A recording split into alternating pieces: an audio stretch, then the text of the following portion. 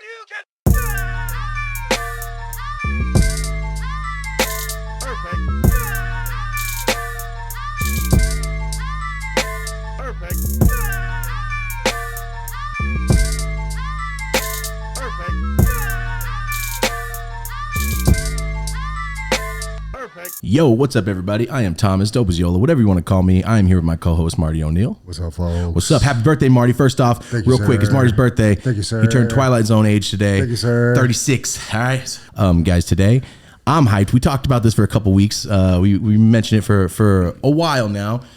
I'm excited, guys. Today's guest is Nimesh Patel. You guys ready for stand-up comedy? I'm ready, man. Like I told you before we started, I'm a fan, so I'm I excited. saw a lot Thank of you, the fans react. Oh, hell yeah. Live People are chat. hyped, bro. I'm hyped. What the fuck?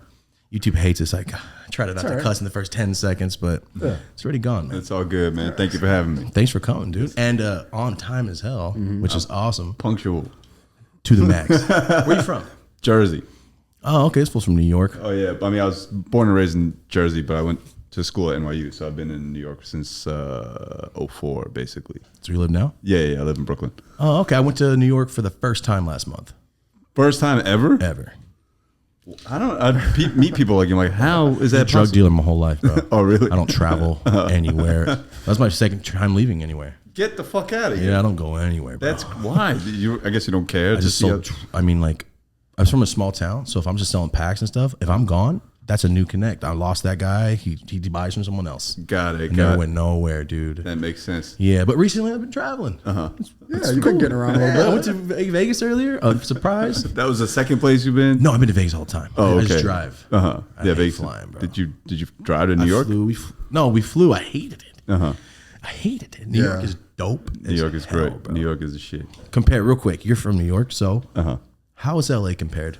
I already knew what you were going to say. Hesitation. Man, on the drive here, I'm like, man, I hate Los Angeles. It's just so, everything's just so spread out. You know, true. like I just lose so much time in fucking Ubers and shit. I'm like, I can't stand it. And granted, you spend a lot of time in like the subway in New York and shit, but it doesn't feel like the same. It's the weird transience in LA where I'm just like, I hate it. I'm sitting in traffic for no fucking reason. There's never an explanation. I know it's like a cliche. There's never an explanation. It's a cliche thing to hate on LA for, but it's the truth. That's why it's a thing that everyone says. Like but it's also like very isolating in Los Angeles. It feels, and that might just be a function of the fact that I have like 3 friends here, but it's also just like, I don't know what anyone's doing. Everyone's like seems so separate, and everyone's doing something, but everyone's doing nothing at the same time. That's what it feels That's like. a great way to put that shit. You know? Yeah, when I went to New York, I'm like, yo, everyone's got something to do here. Yeah. Fuck out of my way. I'm like, sorry. Yeah, but in New York is the same. Like the vibe is the same when it comes to like the people. Like everyone's trying in motion, but no one's really going anywhere. In LA, it just feels different for some reason. I don't know what it is. Maybe Everybody's it's just smoking weed. in my own, yeah, that's what it is. Everybody's It's high. in my own head where I'm just like, what is this place? I still don't know. How awesome has it been having legal weed, though? I mean, it's been fantastic, but again, like weed to me has never been inaccessible. You know, it's always been like, right. you just fucking order it. People just come to your house and drop that shit off. That's Like a half-baked shit? yeah, it's the truth. Oh, damn, I didn't know that. Sick. In New York, you could just order that shit. It comes to your house. I got a service now. They come within an hour. They're at my crib. So it's like it's even more convenient than here. For sure. You know, I don't got to walk into some place and give them my ID or anything like that. It's just, here you go. Here's the weed. I'm like, okay, cool. And if I were smoking like huge volumes, it might make a difference to like go into some place or buy like ounces from, I don't know what prices are. I'm pretty agnostic to price. I don't give a fuck. I'm not smoking that much where it really matters to me. So you're like the guys smoking a couple bowls here and there. Yeah, just like once in a while, or like if I gotta do some writing or whatever, I'm like, okay, if I've stuck on some idea, I'm like, okay, let me smoke a little. Find bit. it helps. Oh, for sure. Oh, wow. I'm the opposite. It's definitely a creative tool for sure. What's your normal order? Pre-rolls, flour, dabs, edibles. Pre-rolls for sure. Or like flour. I'll give you a small one. Jesus, a small. So you don't smoke too much. Oh my God! What the fuck is this? That's the joints. Jesus That's literally- Christ. I'm worried about. He's tall as shit, and that's the size of one of his fingers. tall as shit. Jesus Christ, bro. Yeah, all right, I'm gonna have one hit of this, man. You're good. Take it home. Yeah, all right, fine, but I got more shit for you, man. Don't worry. Yeah, you're good. I'll have a hit of this, and then I will be catatonic for sure, dude. Is this a? Do you find that it matters if it's sativa or indica or anything like that? I only smoke heavy OG indicas, but this I switch it up because not everybody can fucking deal with that. This is so delicious from our homies 22 Red. It's like a cross of purple, and like a cookie. It looks like so Okay. not super Chavo heavy. from System of a Down. This That's is his weed brand. shot. That's his weed. Oh, brand. okay. It's great fucking weed. I gotta be honest. Is it good? It's really good. Dude. Okay, cool. I'll have to try it. Yeah. Okay. So the difference is no one's doing shit here, but everyone's doing something. Yeah. I mean, I was at a restaurant last night at like 10:30 at night, and it's packed. And I'm like, what are all these people talking about? I think that every day. What do you do? Yeah, What are you doing here? Yeah, what do you got your fucking Patek Philippe on? It seems like you're making all these wild hand gestures. I'm like, it feels like such a cliche LA kind of place. Yeah. And I'm sitting there as like also doing the cliche LA thing, is just being by myself with my hoodie on, looking at people like, oh, okay. You know, I wonder if people looking at me like, what the fuck is this dude in shorts For sure. at this fancy Shorts restaurant? and a hoodie. Yeah, you Man, know, I fucking feel you. that's what. You have a lighter right next to you and an ashtray also. I'm from Buffalo, so it's like I'm barely No lighter, Marty? from New York. Oh, sorry, man. But I still have an intense, like, I have a burning thing inside me if I feel like I'm in somebody's way or if somebody's in my way, if I'm walking or driving or just anything in life. I feel like that's a New York thing. Like, I always feel like I got to get the fuck out of the way, and I want people to get the fuck out of my way. I don't know, man. Because when I went over there, I got to be honest, dude. I've only seen fucking movies. Forrest Gump with Lieutenant Dan. That's what I know about New York and Seinfeld. I know nothing else, you know? I thought everybody's going to be hella mean. I met no rude people, bro. Everybody was nice, and there was more weed smoking than here. That's what shocked me. There was people walking down the street smoking joints way more than LA. Oh yeah. LA, I mean, it feels like in New York, it's like brand new to the culture, so everyone's just like, fuck it, we're all. Oh, is that why? Because there's weed vans on the corner there now. Crazy. Stop giving a fuck about weed and shit. It's kind of cool to see. It's fucking cool, man. Because I know he's like, do I get fucking arrested That's for the a 10 biggest, sack? yeah, like that, to me, it wasn't so fucking sleek with the delivery when I was getting weed. I had to go on a mission every time to get That's that shit. Buffalo. So it's like, it wasn't all, You're from Buffalo, New yeah. York. Oh, it wasn't all. I'm a Benny the Butcher. Boom, boom, boom, boom, boom. Really? You want to know a funny story? So I used to run the show with my friend Michael Che of Weekend Update SNL thing, Oh, yeah. and this guy named Mike Denny. Mike Denny, comic from New York or from Boston, but lived in New York. Always wanted to do music. Once Broken Comedy, that was the name of the show, ended. None of us knew where the fuck he had gone. And he had a falling out with myself and Che and all that kind of shit. And I had nothing but love for the dude, but you know, he hates my guts for whatever reason. But now a producer with Benny the Butcher. Oh, no. Fucking Then West you know Side him. Gun, EPM Denny. Look up his shit. If you go on Spotify and you look up the latest West Side Gun album, he's got like 8 tracks on that fucking album. Yeah, No shit. Yeah. So it's hilarious that you just played his Yeah, Marty shit. just did music out of Buffalo with those fools a long Yeah, time yeah. ago, too. So if you text them and tell them that EPM Denny is a funny dude. Is that what kind of music you're generally into? Like, what's your top music? I'm all over the place. You know, the one thing I regret, if I can say that word correctly, is that my music ear and knowledge isn't as in depth and extensive as I would like it to be. Because I know people who are fucking music Ridiculous. heads, and I'm just like, man, I wish I had like an ounce of the knowledge you got, because really that's all I want. Is just like, so I'm just getting into the Beatles. Oh, good shit. You know, just like I just put their playlist on Spotify. It's called This is the Beatles. I'm just like going through all that shit, trying to watch all the documentaries I can. George Harrison's All Things Must Pass is like probably like my favorite album at the moment. But like, so I'm listening to everything. Like hip hop is what I grew up listening to, but now my ear, I'm just trying to expand my ear and try to listen as much as I can. Good shit. Beatles, one of my favorite. My favorite albums is Rubber Soul by the Beatles. It's an old ass I one. don't even know. See, I've been since I got a wired memory, so I remember albums and people and all that shit. So, but I have homies that make me feel stupid. I'm like, bro, how do you know the fucking producer from 1971? Fuck you. There must be some underground Beatles shit. yeah, it's like I don't know anything. I don't know that shit. Did I you know know the Phil songs. Spector did this with George Harrison? And then Like, he no. killed a bitch after? Yeah. Yeah, fuck, I know that part. I don't know what he did. Yeah, I don't know anything like that. You know, it's just like, so like that is like where I'm at musically right now. For a long time, I was just listening to Travis Scott nonstop. Oh, like just like constantly. It's like Che, I was talking to him the other day. We were in a car together, and he just goes, I was like, put on some Travis Scott, and Travis has some goofy ass lyric, and he's not really a lyricist. He's more like a vibist. Yeah. You know, it's just like that vibe. like I don't know. that. You know, he's Yeah. just a vibist. That's what Chase said. I'm like, that's exactly right. It's just a weird just vibe. on. Mm-hmm. Yeah, and that for whatever I guess that when Astro World came out, I think the where I was at in life intersected with some of the lyrics in that on that album. I was like, oh, okay, I fucks with this. And then we went to a show. How was it? Astro World, Barclays Center. Like this motherfucker puts on. You understand why people die at his shows. Oh shit!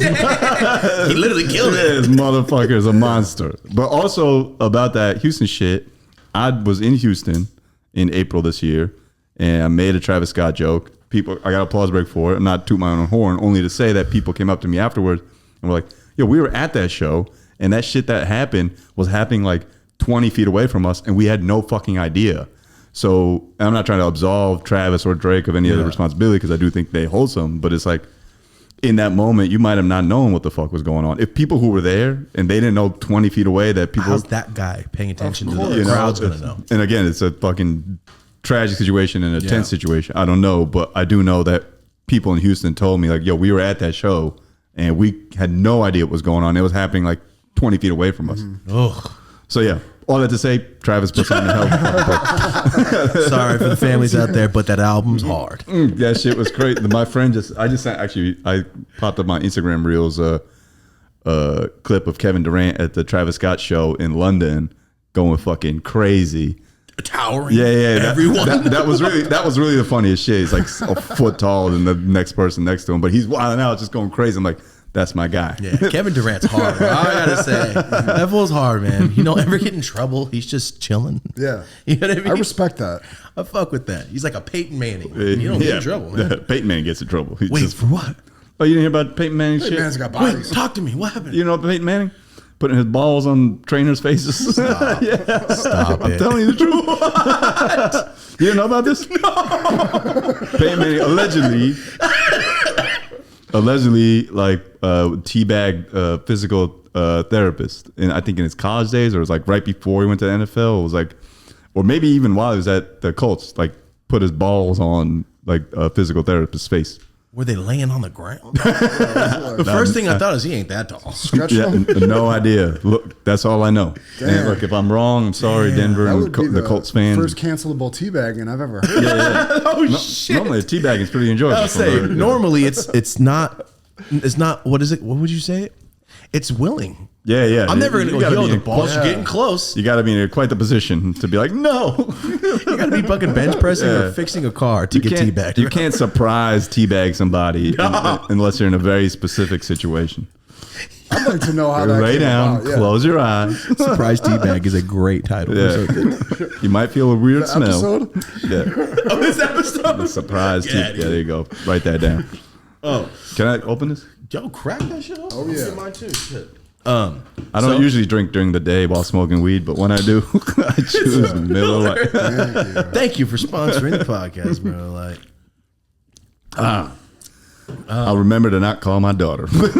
shit. How old's your daughter? I'm kidding. I don't have a daughter. I'm just- I was like, damn, dude. All right, you're dead. That's the first thing I thought. That's a Mike Racine joke. He goes, he says, there's a like cigar aficionado magazine. There should be a cigarette aficionado magazine where it's like, this Marlboro Red goes really well with your daughter not returning your phone calls. This is a Miller Lite joke. But yeah. Shout out Mike Racine.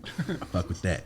So New Jersey, so on this show, I do my homework, but I don't like to do all my fucking homework because I want to learn. Right. You know what I'm saying?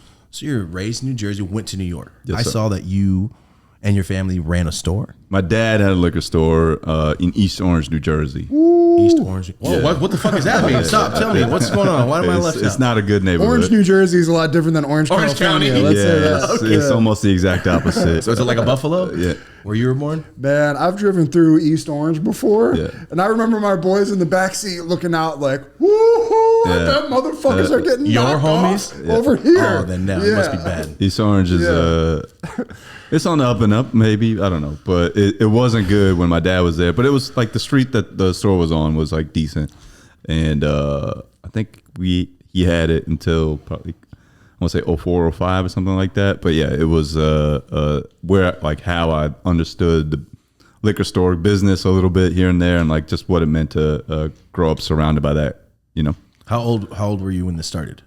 Well, we lived in the burbs, so I don't want to misconstrue it as like we were in the hood and all that kind of. Yeah. Dad's store was in the hood, but I was not.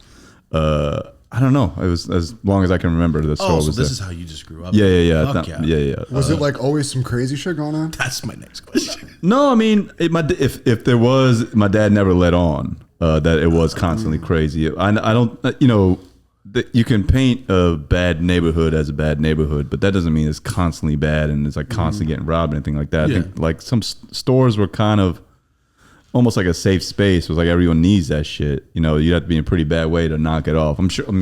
I remember my dad saying people tried to steal all the time. Like kids would come in and try to like jack chips and all that kind of shit. But that's typical. Or you just have fools bumping into each other in the store. That's the other thing. Yeah, no, I mean, my dad never let on that kind of shit was going on. And it didn't, I think the store was almost like neutral ground of that kind of shit. Base. Exactly. Tap base. Yeah, everyone wants the MD 4040, you know, it was like that kind of. Damn, I would love the blue raspberries. It was, it was that kind of spot, you know.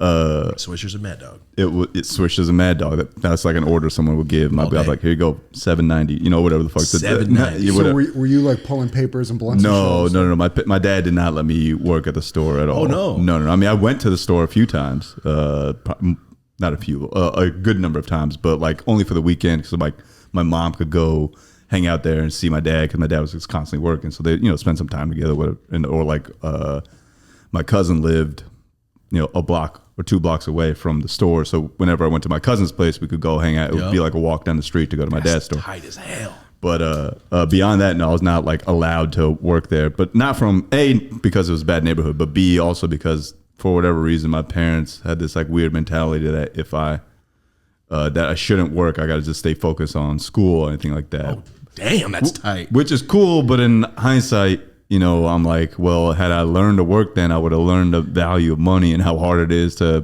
make money, and I wouldn't just be buying goofy ass shit all the time, you know. It's just going crazy, like balling out when I don't have it, you know. But you know, to each their own. I turned out fine. It turned out fine. Yo, that's hard though, man.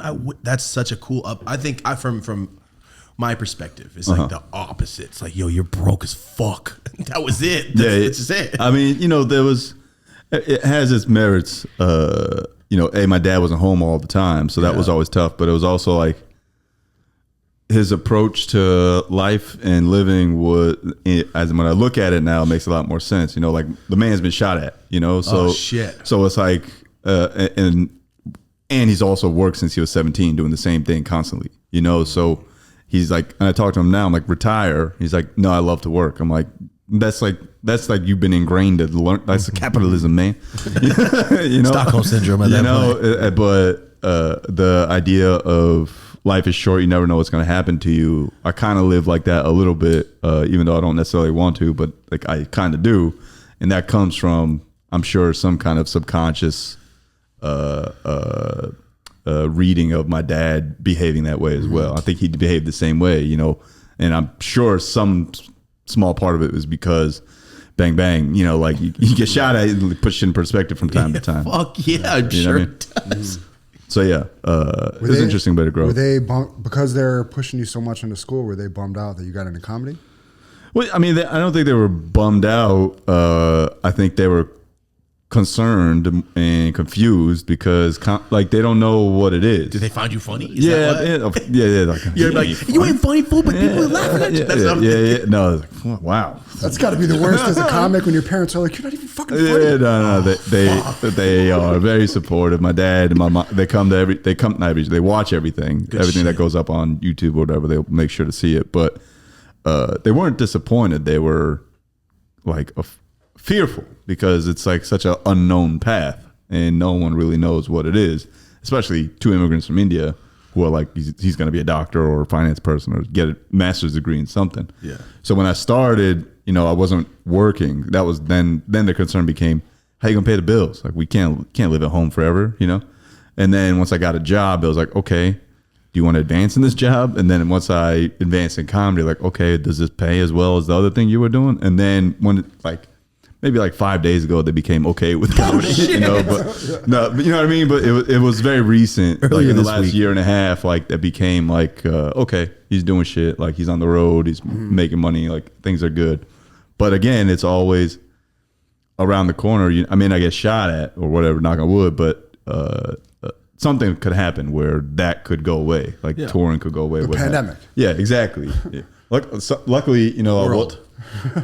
I wasn't touring like crazy. I wasn't touring at all before pandemic happened. And then lo and behold, pandemic happened. I was able to put all my stuff out there and kind of build a fan base and then expand upon that. You were fan just base. going heavy at the Comedy Cellar and all the places in New York? Exactly. Before pandemic, you know, I had a job. I was working as a producer at a TV show, and I was just doing stand up. It was cool, but it wasn't like the best gig. It wasn't like a creative outlet in any way. It was producing is very different than writing.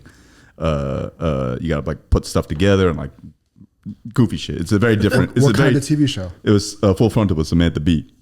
Full frontal. It's the most woke show on television. The most woke show. But it was what's it called? A fun experience, and Sam and the team there are fantastic and super funny. But while it wasn't a creative outlet, I was just doing that so I could pay bills, and it was like an interesting way to like. It was a different skill set, but I was doing stand up at the time, like at the Cellar and all that. Pandemic happened. I also lost that job right like a month before pandemic happened. So I was like, okay, now what? Now I got to find another gig or like get a writing job or something else, which is a lot easier said than done. Yeah. Like impossible almost. At least I found it so. But then pandemic happened and no one was working and everyone was confused as to what the fuck was going on. Thank God for socialism and the government gave me money, you know, unemployment, helped me pay rent and all that. And I put my stuff up on YouTube and it started generating a little bit of revenue. I'm like, oh, interesting. Okay, this could be something. Started putting more clips up. Then that summer of 2020, like one of my clips went like crazy viral. And it was like an election clip. And so like, I'm not sure if you guys, obviously you have your channel monetized or whatever, but Nah. you don't. Oh shit. Yeah, it sucks. Well, You, Oh, we're talking about the weed channel? Yeah. No, I don't get paid. the Weed Channel. Oh, okay. Here we do though. Oh, okay. I mean, but all that to say, like at some, like there was like, they were paying a lot of money for ads during that because it was an election year and specifically on political content. And so like I made like a chunk of money. I was like, oh shit, I'm famous and rich on YouTube now. Let's get another apartment. I mean, get a 2-bedroom apartment instead of 1-bedroom apartment. And we like made this huge jump. And then after like 2 months, that went back down to like a tenth of what it was. I'm like, fuck. Oh shit, I gotta keep going. And I just keep putting stuff up. And then got on TikTok in November of 2020 after like my wife had told me first. I didn't listen. My boy told me, Sahib Singh, he was like, yo, you should get on. Then I listened, then I got on it. And then like I got a writing job at Lily Singh. I feel like I'm doing last call on Kanye shit right now. And what's it called? November 2020, I got a writing job with Lily Singh, and that was my shit was on YouTube. So I wasn't really paying TikTok, I wasn't really paying attention to TikTok. And then like March, April, my writing job with Lily ended. But at the same time, my TikTok started taking off like crazy. And I had a bunch of dates lined. I had a date lined up in Houston. And I was like, let's see if we can use TikTok to sell tickets. Lo and behold, we went from like a 1-night 70-person show to like a 2-night 4 shows with 200 people each. Damn. So I went from like 70 to 800 because of TikTok. And I was like, oh, this is real. Or is it real? Let me try it in Dallas. Added a Dallas off night. They gave it to us, sold out. Added Austin off night, sold out. Added 2 more Austin, sold out. You know, San Antonio, sold out. I was like, oh shit, we got a game going. Mm-hmm. And then it was off to the races. You know, my manager helped, you know, put me in front of an agent, TJ, and TJ was like, yo, I fucks with it. And TJ is also Schultz's agent. So Andrew Schultz's agent. So he knows the game about like self-made, so to speak, self-produced people. And that's been it. You know, last year and a half, it's just been like my manager, Reg, TJ, my agent, and me just putting dates together. Be like, all right. And then my social media team at Crowdsurf being like, yo, we got to sell this out. Keep going. And that's it. Damn. It sounds very simple and it feels very simple, like as I'm talking about it, but it's like the day to day is a lot. Yeah. That's literally, you made yourself and you make your whole living off of hey, motherfuckers, like to see it. Yeah. Put it out there. Yeah. That's what we do. Yeah. So to hear that, it literally, that's exactly how it happens. Like, I don't know what the fuck. I just tried. I kept going. Just try and keep going and throwing shit at a wall. So at some point, you got to make sure that your arm is in good motion when you're throwing shit at the wall. Your form's got to be right. And the shit you got to be throwing has got to be sticky. Otherwise, it's not going to stick. You know what I mean? Everything you just said in my head right now. But with all that in order, you got to keep throwing shit at the wall. The wall's not going to change. You got to change your shit up. And you do sketches too? To change your shit up. Is it you mainly post clips for it's your all stand-up? it's just stand up. It's all stand up. I've been fortunate that I've been doing comedy for 13 years now, but Oh wow, all together? yeah, but in at the Cellar, I got passed in 2016, but I don't know when they started recording clips and stuff, but the Comedy Cellar in New York, I'll make sure to get as many clips as I could, and then I was just lucky I had this huge backlog of all stand up. I wasn't going to be doing it ever again. A lot of it being just random crowd interactions, a lot of it being material that I don't care about anymore, and start chopping all this shit up and just putting it out, and here we are. If you had to describe your style of comedy or the topics you like to hit on, how would you describe it? Well, the older stuff is pretty social. Not really political. I have some political stuff, but nothing too crazy. I mean, the thing I recorded in 2019 was pretty political, because it was almost election time, and it was Bernie and Trump and all that shit. And then the Thank You China, which is my last special that came out on YouTube, maybe one political note, joke, but mostly social observations about how we all started drinking in America, how everyone feels kind of lost in this country, and then try and make that as personal as possible. And then this current hour that I'm on tour with right now is 99% personal. It's just about shit I'm going through right now. It's just very deeply personal and jokey. I got a lot of jokes. I like jokes. So Nice. Quick question. What was the first time, not what was it, when was the first time you ever did stand up? August 19th, 2009. Fucking knew Let's you were go. gonna know that. I knew it. So you know the date, don't you? Good shit. Were you fucking scared on the way up? I've never had stage fright in that sense of Oh, people are shit. gonna look at me. It was more I was scared this material gonna work. That's what I meant. For sure. Yeah, because stage frights. Once you don't give a fuck about people, I can be in front of 1,000 people or 6. Right. It don't matter. Don't give a fuck. I was just curious if the material would work or not, and it did. So it was fine. Did you find yourself just doing? Because this is something I've always had an interest in. And do you find yourself before you started just hoping that you could tell some fucking jokes and just kept growing from there? Kind of like what you're doing on social media. I just tried. And I really had zero expectations beyond me thinking this is going to be so easy. I if I were to have any emotion then, it was pure arrogance, but also the kind of arrogance that comes from pure ignorance. I had no idea what I was getting into. I was just I could get on stage and talk shit. And how hard could it be? Pretty hard. Just getting on stage and all that is relatively easy when it comes to actually doing it for real. Anyone can get on stage, but to make something of it, and not even just become quote unquote successful in it, but actually have a set and write actual jokes that are coherent, cohesive, and have stage presence and all that. That is you don't even think about that when you're starting. At least I didn't think about it when I started. It was just natural, and then You got to be a performer. It's like being a musician almost. There's all these intangibles you don't realize till you start doing it. yeah. So there's so much that goes into it. You're not even aware of it until you're 13 years in. Even it's still you don't. I'm not at least hyper analytical immediately. It'll take me a second to start analyzing something, and I never analyzed stand up before I started. It was just all right, let's just get on stage. That's cool. Which is good, in that I wasn't a heavy student of it, so everything I've learned has just been on the fly. Sometimes it's easier. We're not all obsessed with it, and you're not all fucking 8 Mile about it. All these years, your life's depending on it. You just go out there, it's fun, works. That's beautiful. You never I hear will that. go home and get high tonight. I hope you guys like this show. Yeah, I like that. that's really it. What's up, guys? Taking a moment to talk about the sponsor of this episode, and that would be Miller Lite. So right now, if you're watching this episode and you want a Miller Lite, but you don't want to go to the store, right now, go to MillerLite.com/YOLA, and that's going to take you to a landing page on any place that delivers beer to you. But if you're in the mood to go somewhere, go to the store, grab Miller Lites anywhere they sell beer. Miller Lite is the light beer for people that actually like the taste of beer.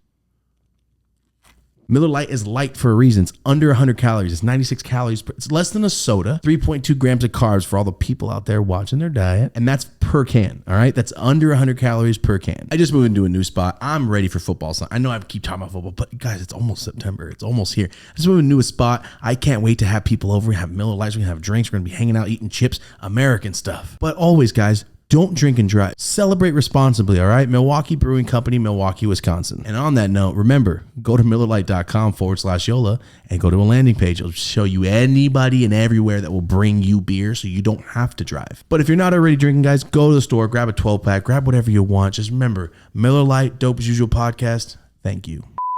Question, you live in the suburbs. Your parents got the store. You said you grew up like, I'm not in the hood. What kind of kid? I have a feeling. What kind of kid were you in high school, man? I was an arrogant fuck.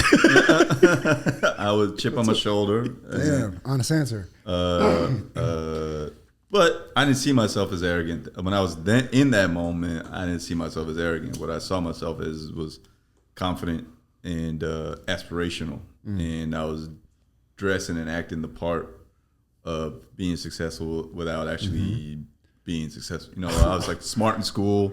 Oh, you're a good student. Yeah, great grades, you know, and from not from like trying really hard. I just had it at the time, you know. Like if I were to be a student now, I think I would be a terrible student. And again, if we're gonna list regrets, it's like music, and then not being able to learn and as much as I'd like.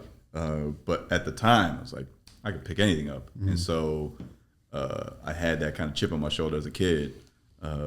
And plus my dad's store was doing okay. Like we weren't rich by any means, but you know, that's like Clips line is like $500,000 in 20 is $1 billion from where I'm from. You know, like there's like, it's kind of like that where it's like, even he didn't have $500,000. It just felt like we were doing good. So that feeds into you, you know, I'm like, I got polos and Lacoste and shit. Oh shit. You know, like, Gotcha. like that kind of shit.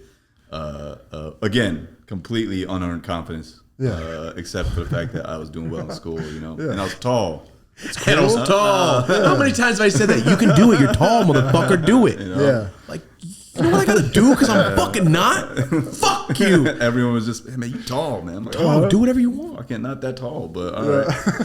Anything over 6'1"? Yeah, but I was 6 feet 6'1" on a good day. So You it was, look tall as shit. thank you. I'm glad. Thank you. Motherfuckers see me and go, damn, I thought you were tall. That's why we Did booked you, really? actually. It was the height. Yeah, we were like, yo, we need some light bulbs changed after, motherfucker. People hit like when I do like meet and greets and stuff, people are like, you're a lot taller in person. Like, how would I come off as short on the fucking camera? I guess I do. But yeah, so like I had that kind of confidence. It's okay to feel good about yourself, though. Most kids just don't, I feel like. Yeah, that's fucking amazing. I think it's awesome. Yeah. If you're not a fucking piece of shit about it. You know? I'm sure I was. I was like, I get what you're saying. Like, I wish I could have slapped myself back then a little bit. Yeah. Be humble, man.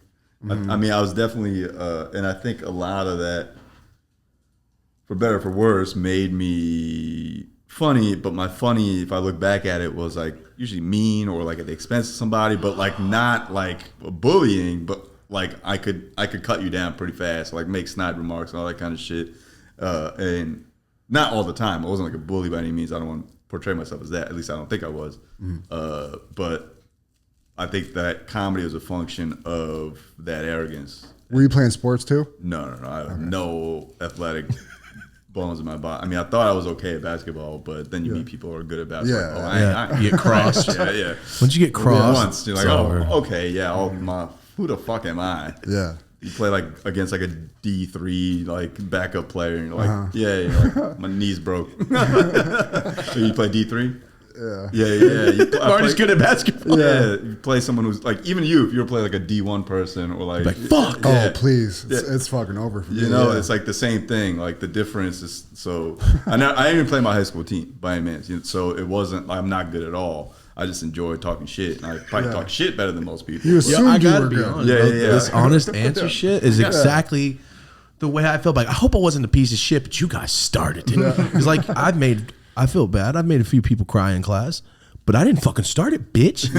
Yeah. I see your mom. Don't I'm talk just good shit. at If I can hurting see your feelings. mom after school and I can talk shit. Like I will fucking. I feel bad. I was a nice kid though. Yeah, I thought. I tried, man. I tried. I fucking tried too, man. you know. I fucking tried too. I had to ask, dude. So when you go on to college, And that's when you're starting to think comedy. No, Because you're 23ish, you said. when I ended college, yes. Oh, that's when you stopped. When I started college, I was gung ho about being a doctor. I wanted to be a doctor. That was like, no you know, shit. it's a cliche, but it's like, but also probably like was brainwashed into thinking I wanted to be one. But I did want to be one on the surface at least. And then junior year, I dropped pre-med because I got like a C in organic chemistry. And I was like, I don't really, this was hard, man. I think I just quit. I was like, I don't want to do this. This is too hard. And my heart's not in it. But you had 2 years of going to school for. So you can like, if I cut my shit, you can help me out right now. I would be like, that is ectoplasm. I don't know what that is either. I was like, I don't know if that's real. Ectoplasm. I've heard that word in school. I have no idea. I know what a fucking nucleus is, and that's about all. That's it. No, but that like, I just dropped it thinking, man, I still have this finance degree, right? Like that's why I went to like my major was finance, and all my electives were pre-med classes. But when I dropped it, I wasn't thinking about the future necessarily. I was thinking about the right now, which is I hate this shit. I don't want to do it. I'm doing it poorly. Like maybe I'm not as good as I thought I was. Maybe I'm not as. All these kids are fucking smart, getting A's and shit. I ain't shit. And then same thing with the finance degree. Like when I graduated, like I thought I'd get a job. Did not get a job. Meanwhile, all my friends were like going on to like be bankers and stuff, like investment bankers. I'm like, what the fuck am I doing? And then for like a year, I was at home living in Jersey, which is like a very humbling time. But that's when right after that, I started comedy.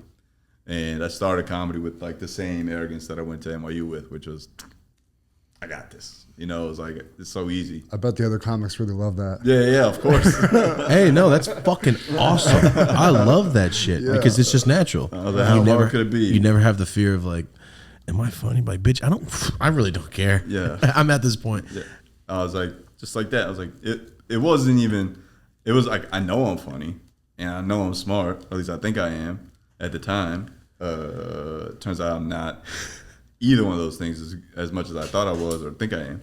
But at the time, I was like, comedy. Run it.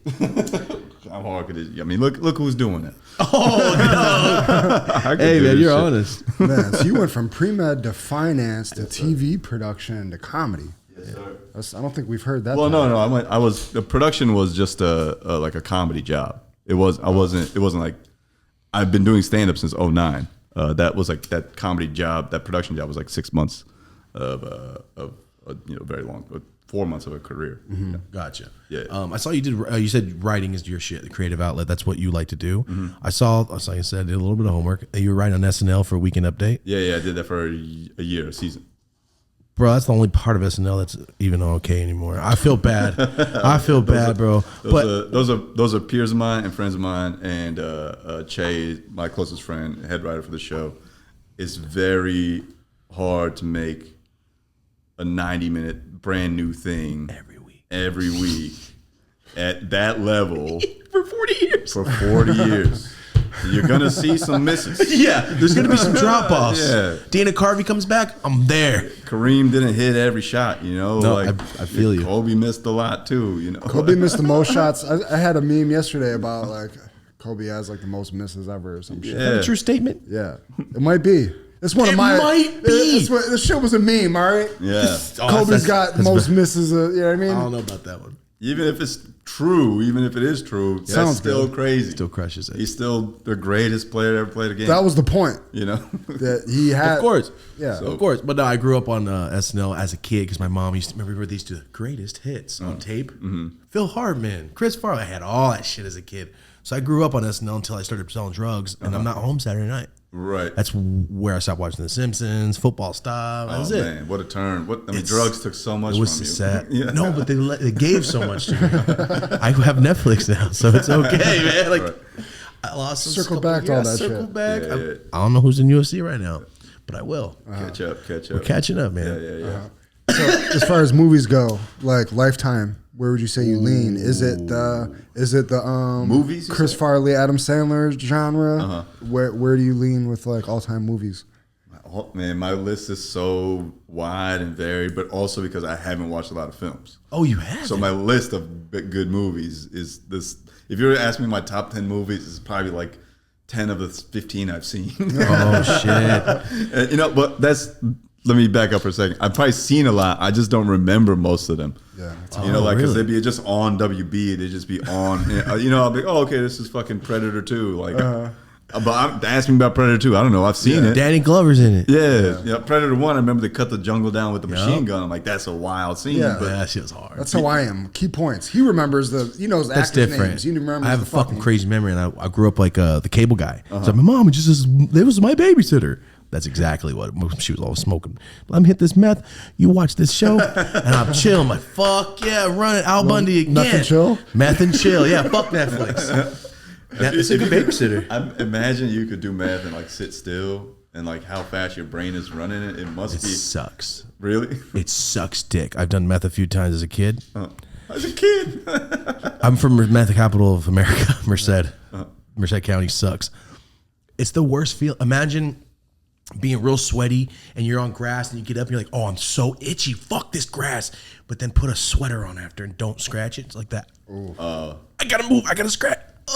Inside your brain. Oh, that stinks. It's the worst. Oh, that stinks. That Truly. sounds terrible, man. Truly. If, like my lungs itch sometimes on the inside. I'm like, just Yeah, what do you do? can't do anything. But it's in your brain, so you're like that. That's why you see tweakers doing this shit all the time. Because their brain's fucking tripping. Oh, my yeah, God. meth's nasty. Oh, okay, never mind that. I was just saying, what if it made you like? What if it was like Limitless, the drug? Yo.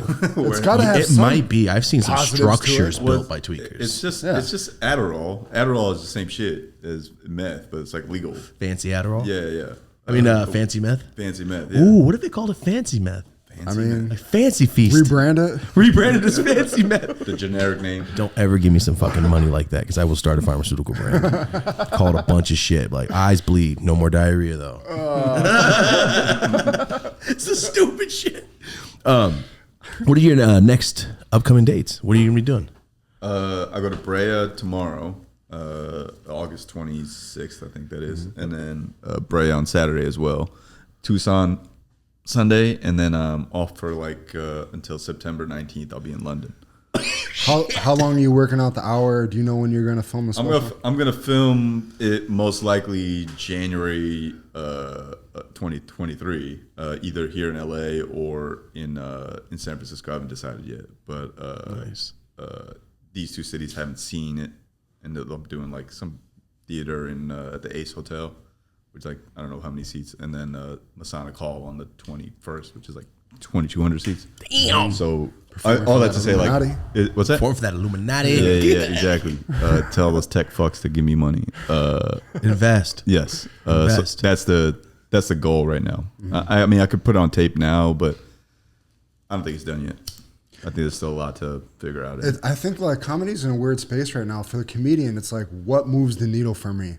Like, it used to be the special. It used to be like you get a huge check. It comes out on Netflix. The special was everything. But now it's like the live dates move the needle and the clips move the needle. Yeah. Like you could be getting way more on fucking YouTube than you might off your special. I think the goal from a stand-up perspective is to just get out there and get your shit seen by whoever you may think like it and whoever doesn't know they like it because they haven't seen it yet. So whatever gets you that goal fastest or best is best, right? Like whatever approach gets you that, but in the way you want it to have happen is probably the best approach. Whether that means getting it on HBO or getting on Netflix or clipping up what I did in last year was clipped up the hour that I taped, and now it's on TikTok and on YouTube and shit. It's just like serving as marketing for that. So what moves the needle? I don't know. I think it's whatever gets you that goal. As my goal as a stand-up is to get my shit out there to as many people as can get it out there and can see it, then have them like it. And so TikTok is just proven to be that right now. That shit's blowing the fuck up. TikTok is going to take over so many things right now. Do you find that you have a ridiculous. bunch of young ass like kid fans on there though, or is it not really like that? No, I think it's a huge. TikTok is very good at what it does. which is distribute content.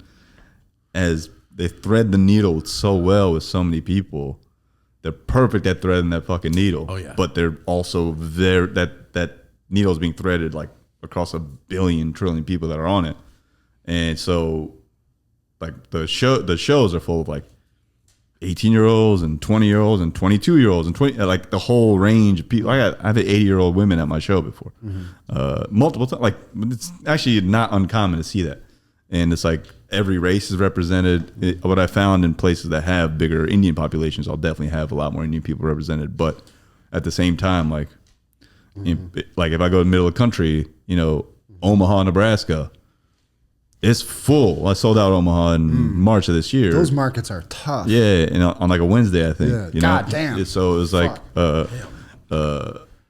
what's it called? Like the reach is so crazy of TikTok, But going back to what you said earlier, like about the special, like the special move in the needle. Now, I think the special has kind of lost its luster a little bit.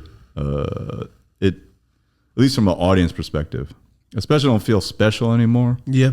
Because there's so many of them, and they're so like some of them are very cookie cutter. Mine look fairly cookie. Thank You channel looks very cookie cutter. Like if you were to see it, it looks like a Netflix special, which is to its plus and minus. It's highly well produced, but it's kind of cookie cutter, and it's like, and that's not to knock the team at all. It's like it's all design input from me, but I think that special kind of just looks and feels not as special anymore. So it's hard for a special to move the needle, and also hard for a special to be like everyone being like, yo, you gotta see this shit. Like I'm sure For What It's Worth and Killing Him Softly and Bigger and Blacker and 100%. some of the big Cat Williams ones. I mean, it was like, yo, God, you gotta watch this. At school, you didn't watch it yet. Well, people didn't I'm missing have jokes. videos in front of them all day long. That's it was true. Special. It was Right. different. It was fucking special. So it's a lot harder to make your special or Ali Wong's like the first one that made her like a household name. What's it called? Cobra Baby or something. Something like that. Yeah, and it was like that was of the specials I can remember. The last one that was like a big one, a huge move the needle kind of special. You're not wrong. Homecoming King for Hassan. I think it did like crazy numbers for him too, and probably a few others that I'm missing, but. The special doesn't feel as special anymore, and that's just a function of the fact that everyone's got one. As a fan of comedy, you know how much fucking stand up I watch. Yeah. You're not wrong. Like when I hear about it, like it's good. I'll watch it tomorrow. Like I don't gotta watch it right fucking now like it used to be. Yeah. Yeah. Yeah. I think the Chappelle 3 in a row fucked it Yeah. up. Not in a bad way because I'm stoked to watch, but it fucked it up for the rhythm. I think it oversaturated with the biggest fucking comic on the planet. Yeah. Too quick. I think Killing Me Softly was that perfect. I got that bitch on DVD still. That was like the perfect sweet spot for like comedy specials for me. When Rogan had his the Shiny Happy Jihad one with his little Kangol he had on and shit. I don't know that one. That was like probably 2009. I'm not a student of the game in terms of specials at all. Like I know the ones I know, but outside of that, I'm like, I'm fuck you talking about. You fuck the Eddie Murphy ones, Delirious and all that shit. Okay. Of course. Just wanted to make sure. What about comics today? Is there anybody that you like to follow that you think is like really funny today or doing it right online or innovative? I mean, besides the obvious, obviously Schultz is doing Akash, and they're all doing like fantastic things on the marketing front and on the comedy game. Yeah, I mean, we were just talking about him earlier. Yeah, I feel like he really innovated, especially through the clips. I mean, when you're fucking tall, guys, you can do whatever you want. Yeah. Who's doing fun stuff from a material perspective? I don't really know. Like I've been kind of blinders on for the last forever. Like I don't really pay attention to a lot of shit that's happening. It's been a couple of years since I've been actively looking at shit. Yeah, I don't know what happened. I'm just so focused on myself. I'm just being very selfish with my time and my energy, and like I'm not a hyper focused person. So for me to have that focus requires me to not think about it. Like you could easily spend your time just watching other people's specials and all that stuff, but it's like I can't. I don't have the time. I don't have the bandwidth. Totally feel you. We don't listen to a lot of other podcasts. No, I don't have the time, dude. And it's like I don't want to be swayed subconsciously by anything. Yeah, exactly. Yeah. I don't want the worst thing that happens is you hear a bit that you're doing and you're like, fuck. And now there goes that. I can't do that shit anymore. Because if you're blind to like, bitch, I don't even know who you are. I don't never know. even seen it. Never. I go to sleep okay. Yeah. Because I think about shit like that. Because I make so much content, and people are like, yo, it's already done. I don't know you, motherfucker. Also, why am am I talking to? Leave Yeah. me the fuck alone. Yeah, it's like like some people will comment like, this guy did this similar joke, and this like, you think I know that? I don't. Also, fuck you. I don't care. Yeah, It's almost impossible not to step on ideas at this point. it's impossible. It's It's fucking. There's so much shit in your pocket. But that's why, like, the hour that I have right now is super about me, and you'd be hard pressed to find anyone talking about the same shit. Damn near impossible. Because it's all about you. It's all about me. Yeah. You know, Aziz once told me only talk about what only you can talk about. I've taken that advice to heart. Did you see the video? I think it was Lisa Lampanelli. It was a female comedian. No. No diss on Lisa. No, I was Lisa, like on World just Star. She had just a full meltdown on a heckler.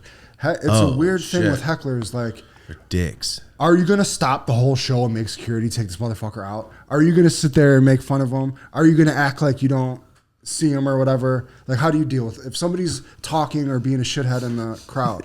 How do you deal with you ask me. Well, it really depends on that. It's on a case by case basis, and I think I have a pretty good read on tone and how people are behaving and all that kind of stuff from just being on stage for so long. Like I can, and just from being a human being, like I can tell if someone is saying something mean or they want attention, and how to like disarm that person from what it is they're trying to do. You know, my most recent viral clip on TikTok is me shutting down or responding to a homophobic heckler. This guy, I'm doing a joke with like it's a throwaway joke within the set. So like by that I mean I know it's a bad joke. Oh shit! But in the context, like you have to understand the context is I'm talking to a urologist, and I'm trying to make him laugh, but with some hacky shit. So I say something hacky to try to get, and as I'm saying it, you know, some guy yells out because it's gay. But he didn't say it with a joke tone. He said it with a tone of like, oh, he's trying to be like a dickhead, and he actually is trying to use that in a pejorative sense. That's what I heard, and that's what it sounded like because that's what I think he was trying to do. So I flipped it on him as talking shit to him, and all these people in the comments like, oh, that's a plant, or no, that's not what he was saying.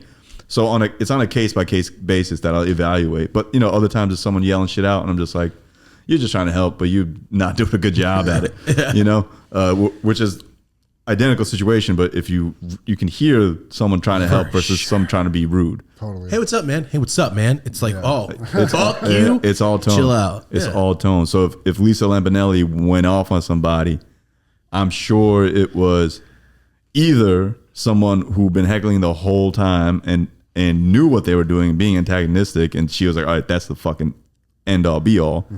Or it was the end of her rope, and it didn't matter what was going on, and this person had no idea what the fuck they were doing. They just thought they were trying to be funny, and Lisa's like, "You don't fuck," and it was like they probably been like 14 other hecklers before that heckler that went on in like that context, you know.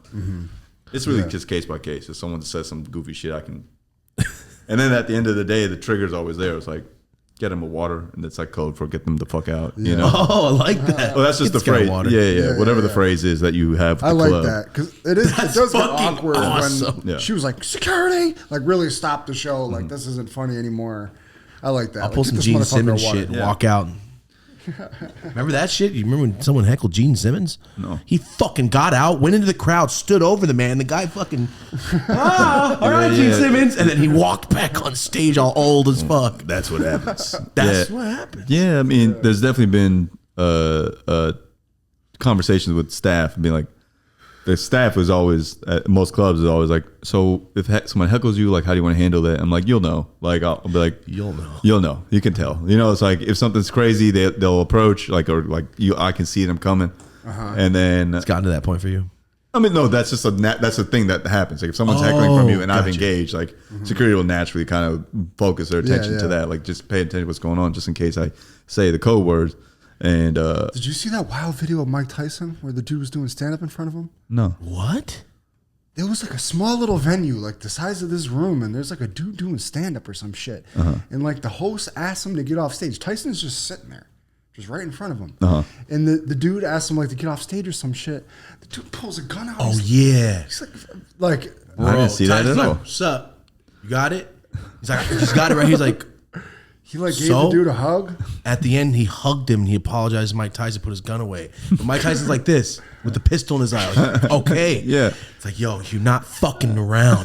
You can't fight him. Yeah. He'll bite you. He don't care about a gun. It's Mike Tyson, It's man. Mike Tyson, bro. He's the calmest, craziest pothead in the world, man. He just cracked a smile when that gun He came did. out. Yeah. He did. He went, what are you going to do? Oh, fuck no. But Mike Tyson was getting a single show. Like, he was one guy in a crowd. Yeah. There was a comedian on stage. This guy rushes in and is like, I love you. I love you. And then he pulls the gun out and is like, but fuck you. He's talking shit because they're throwing him out. It's a very weird Tense, situation. weird moment. Yeah. I got to see this. Yeah, we'll bring it up. We're moving our studio into the same room with He's about to Tyson. be our He's about to be our set neighbor. Oh, really? That's crazy. Because it's us, Matt Barnes, and this show. We're going to be like on the roster for this agency. I got to come. Bro. I want to meet Matt Barnes. That motherfucker's big as shit. Yeah. I know that for him. doubt about He's that. a monster. But I told Marty, I'm like, I'm excited. And I'm mad nervous. Yeah. What's going to happen? You think you smoke weed? Yeah. Oh, no. I guarantee I'm going to give him a run for his motherfucking money. I'm like, yo, you trying to smoke a pound? Mike Tyson? Yeah. Oh, for sure. Yeah. I Mike think- Tyson, they said, that- smokes $40,000 worth of weed a month. Yeah, I heard that too. It must be expensive. And he's Yeah. got his own strain, so like, it's his own I got to weed, be but- honest, though. You know me. Yeah. Pretty sure. I'm like, yo, you trying to smoke 8 grams of hash? I win. I could beat you at something. It's gonna be As long as I can chill. say I knocked you out of the I got competition. to. I could see you and Mike sitting there playing fucking knockout or Sega? something. Yeah, like Shinobi. it's so epic. Yeah. Oh man, I can't wait. Oh, so wait, hold on. You were the kid with the good grade and shit. You had video games? Of course. Yeah, I had to ask. What was your fucking games as a kid? GoldenEye. Oh, you were the 007. Yeah, kid. hell yeah, I man. love the intro. That was my shit. GoldenEye was what I I played. sucked at it. I was a monster. So I would just fucking love playing with my cousins and I would play all the time. Just That game slept on. People don't bring that up with fucking It's true. Zelda and all You're the other right. games. It's not brought up enough. Like Metal Gear 2. And my homies were all about Metal Gear. I just played Shinobi. well, I don't know what Shinobi is. Yeah, man. Sega. The little ninja that throws stars. It's just the side view, and he just walks. It was whack. I was 4. It was whack. I played man. Sonic on Sega. played Sonic, of yeah, course. I me mean, too. that was everybody. But like GoldenEye was the family game. We had 4 controllers. It'd be like all of us in rotation. Just like, all right. Oh, that's hard. It was the best. I would I've always be the never second had that. scientist. You're always the scientist. Second scientist. She Second could blend into the walls better. So if you like, Oh, you played depending this on the for level- real. Yeah. Yeah, you play it for real. Depending on the levels, like you could pick your player. A couple weeks ago, I went to the Call of Duty World Series. What is that? Call of Duty World Championship. That makes more sense. Yeah, World Championship. Bro. Have you ever been to esports? Anything? And I've never seen a esports tournament. That sounds dope.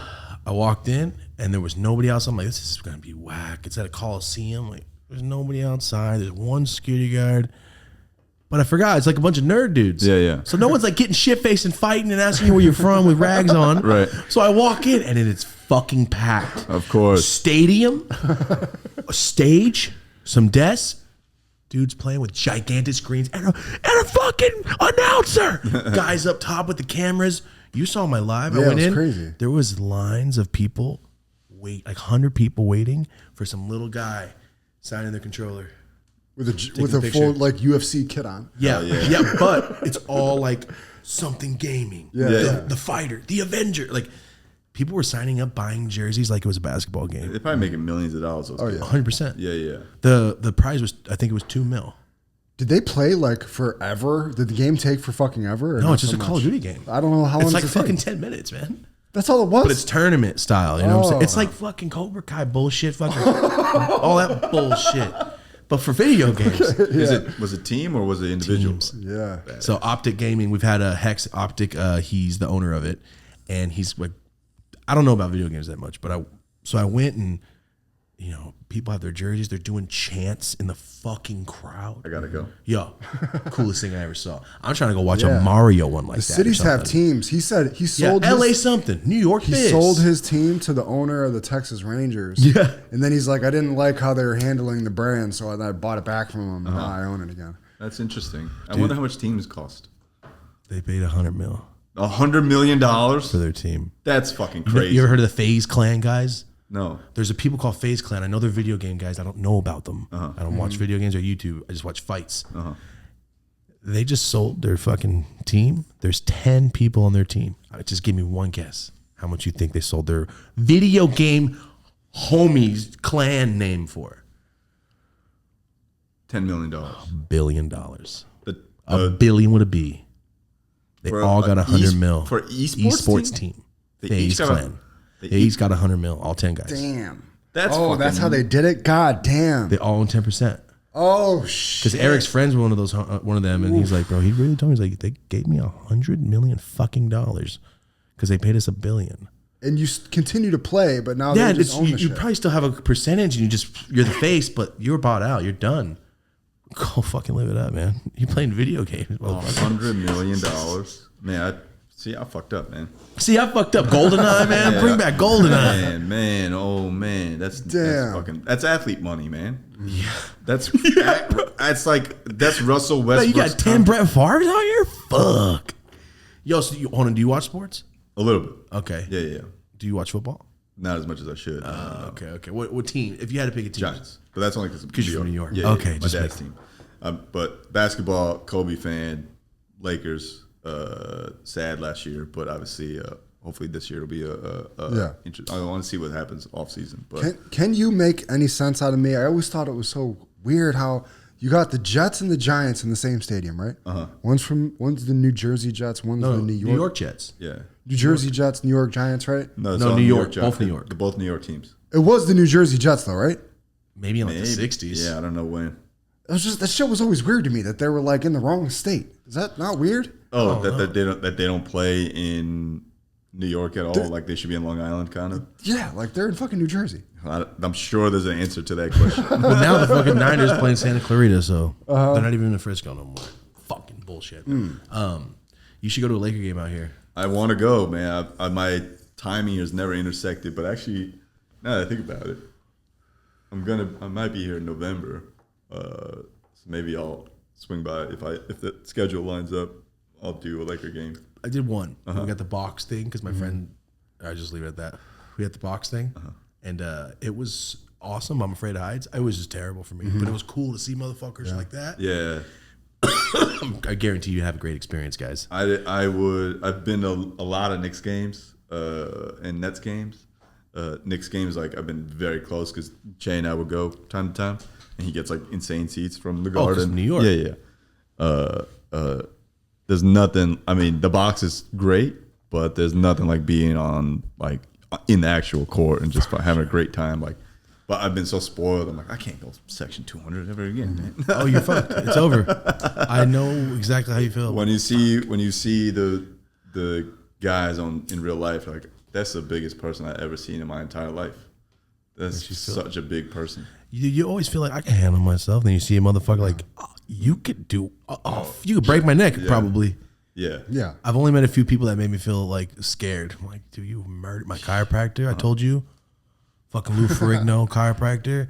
He's the biggest man ever. As he's cracking my back, I was like, dude, you could kill me. Yeah. I didn't realize you could fold me like Bolo from fucking Bruce Lee and just snap my body in half. Boom. I fuck with that shit. It scares the hell out of me, dude. I've never like, yo, if I was in prison, I'd have to fight you. I'd die. No, you'd be fucked. I mean, that's like you Not literally and figuratively. Nah, both ways. Stab me. But when you're that experience is like second to none, like being up close. But so I would love to go to a Laker game when I'm here. I just don't know when. If the timing works out in November, if they're going to be here or not. I was thinking that's what that trainer felt like when Peyton Manning was starting to fucking. You can team. Oh, yo, I forgot about this, Marty. Wow, you just scarred Peyton Manning for me, bro. That's my first callback. Because I never remember what the fuck we're talking about. We have a segment called "What the fuck was I talking about?" Nice. On here. It's called every segment of the show. Yeah. Okay. Let's do one last thing before we wrap this up. Okay. Can we do Who Were You in the '90s? For sure. Thank you. Was I in the 90s? While I'm pulling that up, I was wondering, do you dabble with any sort of shrooms or anything like that? Yeah. You have shrooms? I think I do in the back room actually. Capsules. I love shrooms. I haven't had a full ego death trip yet.